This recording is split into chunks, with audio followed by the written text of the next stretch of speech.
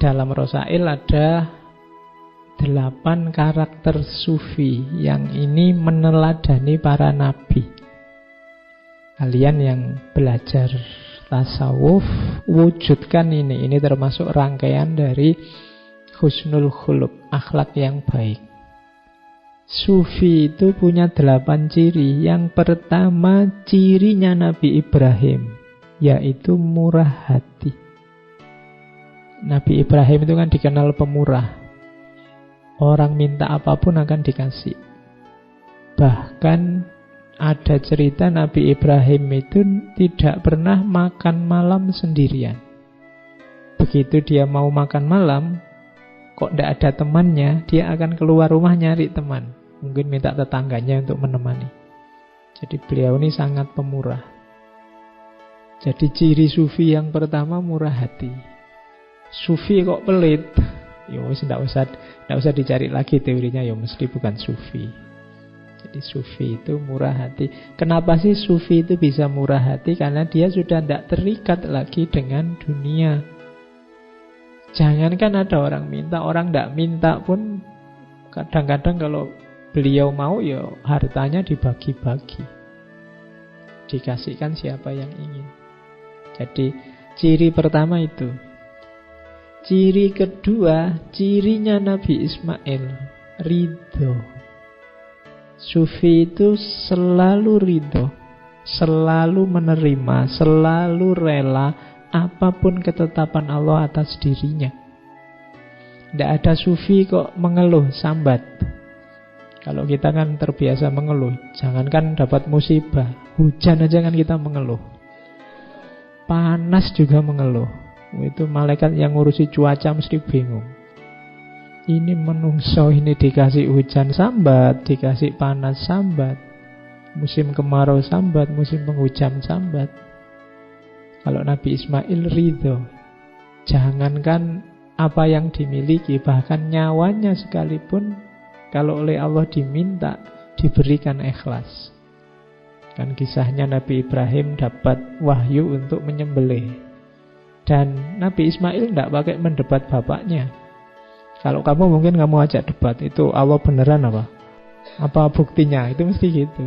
Kalau tidak bisa ditak, kamu mesti nawar. Tapi kalau Nabi Ismail tidak. Nabi Ismail ngerti bapaknya Nabi, ya, terus kalau memang itu perintahnya Allah, ya silahkan. Ya meskipun tidak bisa ditiru. Besok bapakmu tiba-tiba, aku tadi malam mimpi. Bapakmu bukan Nabi. Tapi ini pelajaran untuk ridho sebenarnya. Apa yang menimpamu, terimalah, ikhlaslah. Jangan banyak mengeluh. Jadi sufi berarti ridho. Tidak ada sufi kok protes, komplain. Ya Allah, aku sudah capek-capek berdoa, kok tidak dikabul-kabulkan. Tidak ada begitu sufi. Sufi selalu ridho. Yang ketiga, cirinya Nabi Yakub, sabar. Nah, ini kalian semua sudah tahu cerita kesabaran seorang Nabi Yakub. Dari orang konglomerat kaya raya, akhirnya jatuh miskin. Anak-anaknya meninggal semua, istrinya meninggalkan dirinya semua, tinggal satu. Terus beliau kena penyakit parah yang baunya luar biasa sehingga harus diasingkan dari masyarakatnya. Tapi beliau sabar. Jadi sabar berarti kayak ridho tadi, tidak mengeluh, menerima semua yang ditimpakan Allah pada dirinya. Itu Nabi Yakub.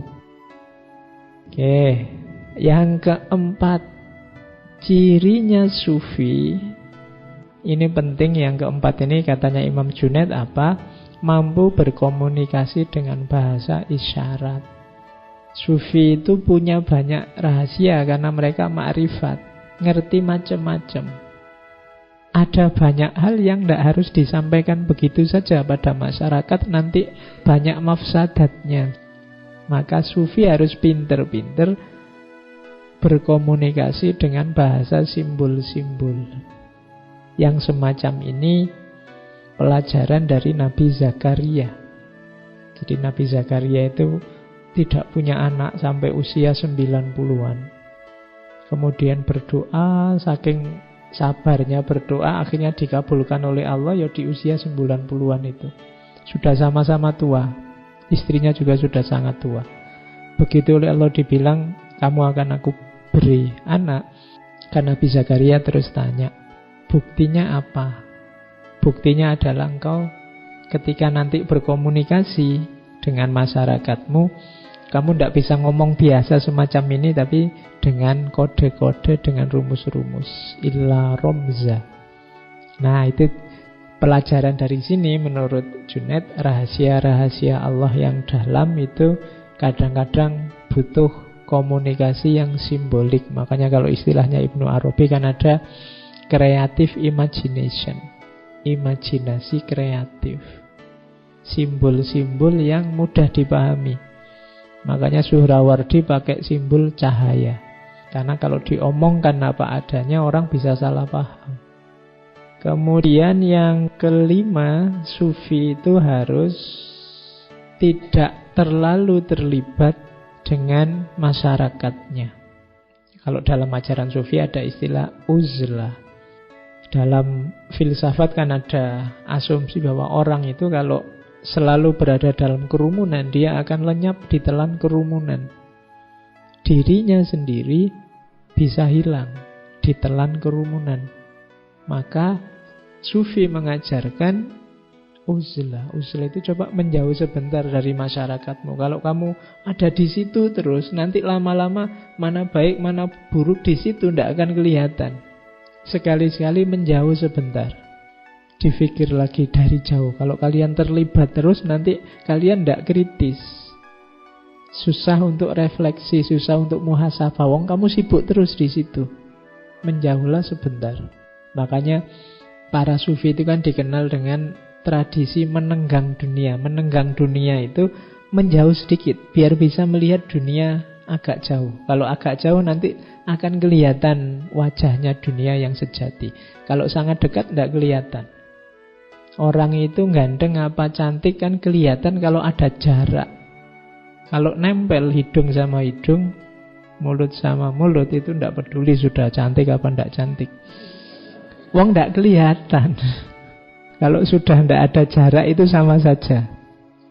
Jadi cantik apa jelek itu sebenarnya lebih sering urusan jarak. Jadi jaraknya harus pas. Terlalu jauh tidak kelihatan kamu cantik apa jelek, terlalu dekat juga tidak kelihatan. Jadi makanya ya, kamu yang tidak cakep tidak usah minder. Wong itu urusan jarak aja kok. Ya, biasa saja. Tenang aja, itu urusan jarak. Kalau kamu bilang, kamu kok tidak cakep, alah kamu lihat dari jauh kan nanti tidak kelihatan tidak cakepnya. Atau kamu nempel lo sini nanti hilang sudah tidak cakepnya. Nah, Nabi Yahya ini salah satu nabi pemuda yang juga meninggal di umur yang muda, meneladankan pada kita tradisi uzlah. Jangan terlalu dekat, terlibat dengan kehidupan sehari-hari sehingga mengacaukan kebersihanmu. Apa tidak boleh terlibat? Ya boleh. Cuma jangan terlalu terlibat, jangan terlalu terikat. Itulah uzlah. Kemudian pelajaran dari Nabi Musa apa? Kesederhanaan. Isyaratnya pakai jubah wool. Wool zaman dulu ya, jangan bayangkan sekarang kan kain wool itu ya mahal. Tapi zaman dulu kain kulit binatang, menunjukkan kesederhanaan. Padahal Nabi Musa itu anak angkatnya Raja Fir'aun. Harusnya dia kayak pangeran, cara berpakaian, cara hidupnya. Tapi Nabi Musa lebih suka hidup sederhana. Jadi sufi itu punya kecenderungan gaya hidup sederhana. Kemudian belajar dari Nabi Isa apa? Pengembara. Tidak sempit wawasan, kenapa? Karena pikniknya jauh. Ya. Kamu kan kadang-kadang dikritik orang, kamu pikniknya kurang. Itu kan simbol dari wawasanmu kurang luas. Kamu tidak pernah kemana-mana sih. Yang kamu baca cuma itu. Masa liburan kayak gini malah ngaji. Iya. Mbok yo kalian itu rekreasi kemana biar ngerti macam-macam. Nabi Isa itu kan kalau dibaca sejarahnya kan beliau kemana-mana sama muridnya, jalan kemana, menuju kemana. Itu kalian tiru biar wawasannya luas, biar ngerti macam-macam. Kalau modalnya besar ya sana keluar luar negeri, sana ngerti orang-orang di sana ngapain, orang dari luar pulau ngapain, dari luar kotamu ngapain, kan itu. Biar wawasanmu luas, biar tidak sempit. Oke, kalau kamu bisa memberi manfaat dan kamu pengembara, kemanfaatanmu kan bisa dirasakan lebih luas. Kalau kamu hanya sempit saja, ya kemanfaatanmu tidak bisa luas. Jadi jadilah pengembara. Para ulama zaman dulu kan gitu, hobinya kemana-mana. Kadang-kadang mencari satu hadis saja itu bisa jalan kaki sebulan. Ketemu ulama siapa. Para ilmuwan zaman dulu ada tradisi namanya rihlah ilmiah.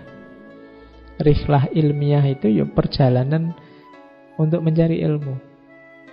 Tapi ini perjalanan untuk belajar ya. Kalau sekarang kan ada studi banding. Harusnya studi, tapi kan lebih banyak jalan-jalannya. Nah, pengembara. Dan yang terakhir apa yang katanya Imam Junaid jadi cirinya sufi, ini kita pelajari dari Rasulullah, Nabi kita. Apa? Rendah hati. Jadi Rasulullah itu dikenal Nabi yang rendah hati, tidak sombong, tidak meninggi-ninggikan dirinya. Itu ciri utama harusnya yang diteladani umatnya. Padahal penyakit besar kita hari ini kan banyak di antara kita yang kebalikannya rendah hati, tinggi hati, merasa diri paling benar.